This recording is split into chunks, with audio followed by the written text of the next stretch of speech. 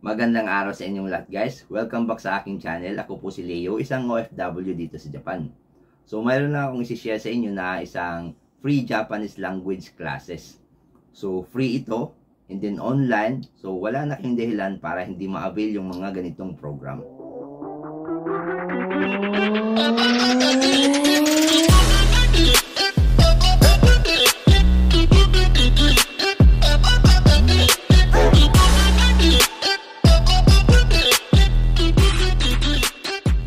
Okay guys, kung hindi pa kayo nakasubscribe, i-click nyo na yung subscribe button and then i-like nyo rin po yung video nito. And then mag-comment po kayo sa baba.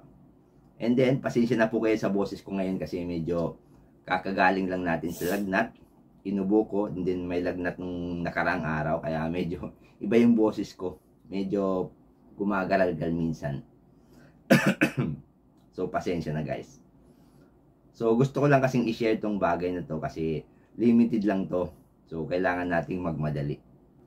So, ito palang isi-share ko sa inyo ay shinare lang din sa akin ng aking kapatid na nasa Canada. So, mayroon din siyang YouTube channel. Pwede nyo rin siyang i-subscribe. So, ito yung YouTube channel niya. So, may mga sinishare din siya tungkol sa pamumuhay sa Canada. Kasi nandun na siya. So, residence na siya dun sa Canada. Matagal na siya doon. Kaya, marami siyang video na pwede nyong kapulutan ng aral. Kaya, i-subscribe nyo na rin siya. Okay guys, so continue tayo sa pag-share ng ating free language, Japanese language. Okay, ito siya. So ito yung link na binigay sa akin. Sinend lang kasi sa akin yung link. So ito yung link na yon. So inopen ko siya. So ito yung na-open ko. So huwag kayong mag-alala. Yung link na to ay ilalagay ko rin sa description sa baba. I-click nyo na lang yon para lumabas din yung page na to. Actually, ito yung sinare sa akin. So yan. Galing sa Facebook, sa Messenger kasi pinag-share sa akin. And then, click ko lang tong link na to. And then, ito na yung lumabas. So, ito na yan. So, Philippine Star. Isang publication yata to na pangalan ay Life ng Philippine Star. So, nakalagay dito, yan. You can sign up for free Japanese language lessons at the Quezon City Public Library. So, nung January 18 pa to na-publish. So, marami nang nakakaalam. Kaya magmadali kayo guys kasi limited lang to. So, ito siya. Want to learn Nihongo this 2024 or brush up on your Japanese skills? So, the Quezon City Public Library announced on Facebook that it is once again offering free online basic Japanese language classes from February 19 to December 9. The classes will be online via Zoom and it's on first come first serve basis for 500 registrants. So, hanggang 500 lang pwede. Kaya, mag-unahan na kayo. First come, first serve basis to. It will also happen once a month for 2 hours. From 1 PM to 3 PM. So, ito yung mga dates ng schedule o February 19, March 18 at ayan pa. Makikita nyo na lang dyan. So, tingnan nyo na lang. Di ko alam kung magbabago yan or hindi. Siguro okay na yan. To join the class, interested individuals must sign up through the registration link. Ito siya. So, click nyo na lang to. Open nyo muna yung yung publication na to. And then, itong link na to, i-click nyo yan. Open lang siya hanggang February 10 lang. So, hanggang February 10 lang yung registration.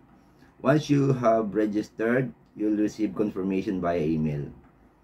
And then, according to Quezon City Public Library's Facebook post, registrants have 24 hours to confirm their attendance or they will be automatically removed from the official list of attendees. So, kailangan yung confirm yung email within 24 hours. Kasi pwede kayong matanggal sa inyong pag-register. Kasi sayang din. Kasi 500 lang yung kailangan nila. Those who want to take classes must be 18 years old and above. So, kailangan 18 years old above, mayroong laptop, and then or desktop pwede rin, o kaya smartphone, and then mayroong stable na internet connection, and then mayroong Zoom app. At the end of the course, a digital certificate participation will be given to attendees when they finish the evaluation form and at the end of the class. So, nagsimula pala to nung 2019 pa. So, i-grab natin guys yung opportunity na to. Kasi sayang din, free siya, and then online na siya, hassle-free, hindi nyo na kailangan pumunta sa Quezon City Library. Kahit nasaan kayo sa bansa, I think pwede. Kahit nasa Mindanao or Bisaya siguro, pwede kasi online naman siya. So, kailangan nyo lang mag-register. So, pag clinic nyo yung link na to, ito na yung lalabas. So, ayan. Konnichiwa. So, ilagay nyo yung email address dyan. And then, agree. And then, next. So, bahala na kayo. 3 steps para makomplete nyo yung registration. And then, i-confirm nyo via your email. So, hindi na ako magre-register dito kasi sayang din ng isang slot. Baka makuha ko pa. So, kayo nang bahala. Alam nyo na yan. So, madali lang yan mag-fill up dyan sa form na yan. Okay guys, so yun na guys. Sana may natutunan kayo sa video na ito. Sana ay na-inspire kayo para mag-aral ng Japanese language. Kasi kung gusto niyo talagang matuto ng Japanese language at makapagtrabaho dito sa Japan, i-grab niyo yung mga ganitong opportunity. Lalo na sa mga kababayan natin na halimbawa engineer, graduate ng engineer and then nagtatrabaho bilang isang engineer. So walang gaanong time na pumasok sa Japanese language school. So pwede nang i-try nyo to. So, habang nagtatrabaho kayo, makakapag-aral kayo online. So, halimbawa mag-aral kayo ngayon mula February hanggang December. So, pagdating ng December, pwede kayo mag-take ng, halimbawa, basic lang naman, simulan nyo sa JLPT N5. So, mag-take kayo pag natapos nyo yung Japanese class na to. Sa December, mag-take na kayo ng kahit yung N5 muna. O kung N4, pwede rin, kung kaya nyo na. So, para magagamit nyo yun. Pag naipasa nyo yun, magagamit nyo yun. So, sayang din yung time. And then, mayroon ding certificate na matatanggap kayo pag natapos nyo yung online course na to. So, digital certificate daw. Certificate of participation.